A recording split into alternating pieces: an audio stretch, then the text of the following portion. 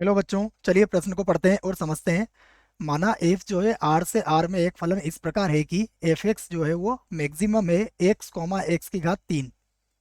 तब F x किन बिंदुओं पर अवकलनीय नहीं है और हमें विकल्प दिया हुआ है ए बी सी और डी, और चार विकल्प में से आपको सही विकल्प का पता लगाना है। बच्चों, प्रश्न को हल करने से पहले हम प्रश्न के लिए मुख्य अवधारणा लिख लेते हैं।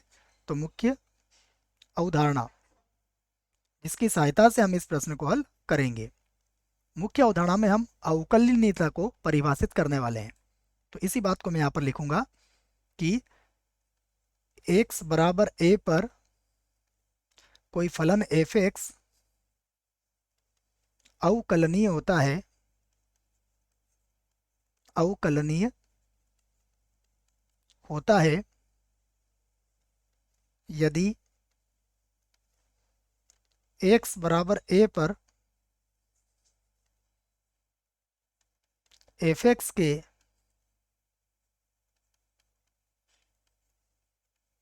आलेख में कोणीय परिवर्तन नहीं हो। कोणीय परिवर्तन नहीं हो, यह बात आप याद रखें। ग्राफ की सहायता से यदि हमें अवकलनीयता चेक करनी है या जांच करनी है अवकलनीयता की, तो आपको ग्राफ में देखना पड़ेगा कि कहीं पर कोणीय परिवर्तन तो नहीं आ रहा है। जैसे मान लीजिए आप इस ग्राफ की बात करते हैं। देखिए, ऐसा कोई ग्राफ है, मान लीजिए ये साइन एक्स का ग्राफ है। तो यहाँ पर देखिए कहीं पर भी आपको कोणीय परिवर्तन नहीं दिखेगा। ये y बराबर साइन एक्स का आलेख है। परंतु थोड़ी देर के लिए मान लीजिए हम ऐसा कोई ग्राफ बनाते हैं जो कि y बराबर मापांक x का आलेख है। तो यहाँ पर देखो कोणीय परिवर्तन आ रहा है इस बिंदु पर, जीरो पर। तो फिर ये अवकलनीय नहीं होगा बच्चों। तो ये हमने ग्राफ से इस बात को समझ ली है। अब हम प्रश्न की तरफ चलते हैं। प्रश्न में हमसे क्या कहा गया है? हमसे कहा गया है कि जो एफ एक्स है वो किसके बराबर है? वो है मैक्सिमम अर्थात अधिकतम एक्स कॉमा एक्स की घात 3, अर्थात एक्स और एक्स की घात 3 में से जो अधिक होगा वो एफ एक्स का मान होगा, अर्थात वाई का मान होगा। तो हमें इन दोनों के लिए एक ग्राफ बनाना पड़ेगा बच्चों। सबसे पहले मैं पहली स्थिति में लेता हूँ। देखो, सबसे पहले मैं y बराबर एक्स ले लेता हूँ, और y बराबर एक्स को बनाने के लिए मैं इस पर कुछ बिंदुओं को अंकित कर सकता हूँ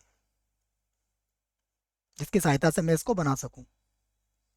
तो x का मान जीरो रखने पर जीरो आ जाएगा। अगर x का मान मान लीजिए मैंने प्लस माइनस एक रखा तो y का मान भी प्लस माइनस एक आ जाएगा। और भी कई मान रख सकते हैं आप। दूसरी बात पर विचार करते हैं, y बराबर एक्स की घात 3 पर। इस पर भी मैं कुछ बिंदु लेके इसको बनाने का प्रयास करूंगा। तो यहाँ पर देखिए, यहाँ लिख दिया मैंने x और y। यदि x का मान जीरो रखा तो यहाँ पर y का मान भी जीरो आएगा। यदि x का मान एक रखा तो y का मान भी एक आएगा। यदि माइनस एक रखा तो यहाँ पर भी माइनस एक ही आएगा। मान लीजिए यहाँ दो रखा तो यहाँ पर कितना आ जाएगा? सीधे सीधे 8 आ जाएगा बच्चों। कुछ इस तरीके से होगा। तो इन दोनों का जो आलेख हम बनाएंगे वो यहाँ पर बना लेते हैं। दोनों का मिला के जो आलेख बनने वाला है ये कुछ इस प्रकार से होगा। दोनों से संबंधित आलेख। सबसे पहले y बराबर एक्स का आलेख बना लेते हैं। ये रेखा y बराबर एक्स का आलेख होगा। उसके बाद अगर हम बिंदुओं को अंकित करें तो इसका आलेख कुछ इस प्रकार से बन जाएगा। इसको मैं यहाँ से बना देता हूँ। ये कुछ इस प्रकार से बनेगा।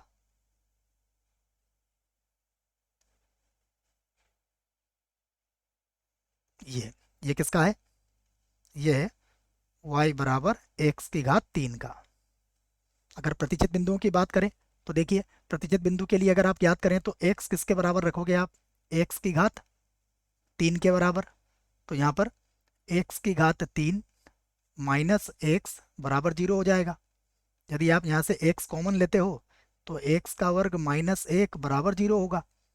और यहाँ से एक बार x माइनस एक और x प्लस एक आपको मिल जाएगा। तो x के संगत आपको तीन मान मिलेंगे, जीरो, एक, माइनस एक।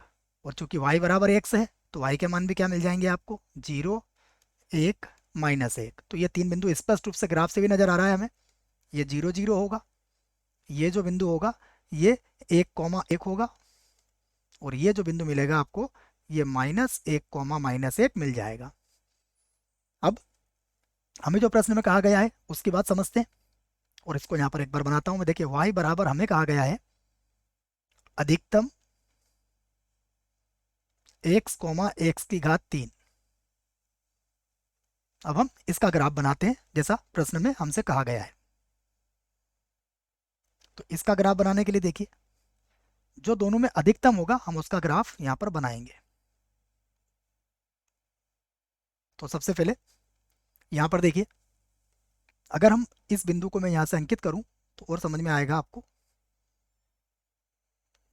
इसको यहाँ से देखते हैं और समझते हैं कि सबसे पहले अगर मैं मान लेता हूँ यहाँ पर ये 1 है, यहाँ पर बिंदु क्या मिलेगा हमें 1 0, और यहाँ पर बिंदु -1 0 होगा बच्चों, ठीक है। और यहाँ पर बिंदु क्या है हमारे पास 1 0 है।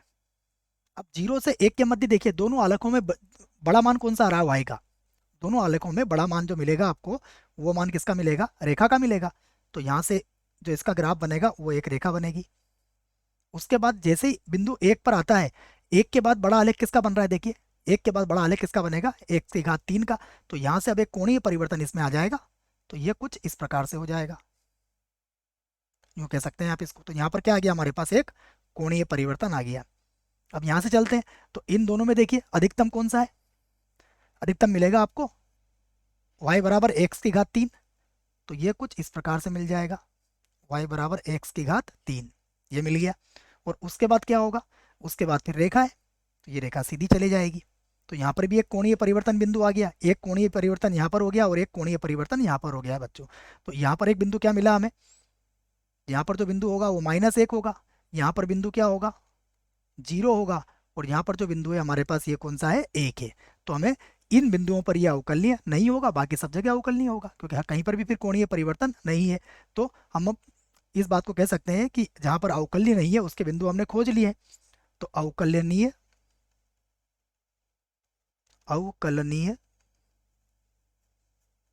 नहीं है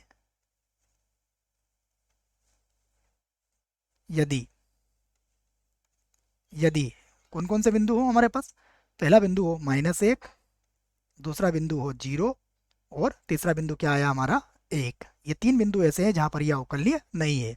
चलते हैं विकल्प की तरफ। तो विकल्प की बात करें तो ए गलत होगा, बी गलत हो जाएगा, सी गलत हो जाएगा, और डी इस प्रश्न के लिए बिल्कुल सही विकल्प होगा बच्चों। आशा करता हूँ आपको इस प्रश्न का उत्तर समझ में आया होगा। धन्यवाद।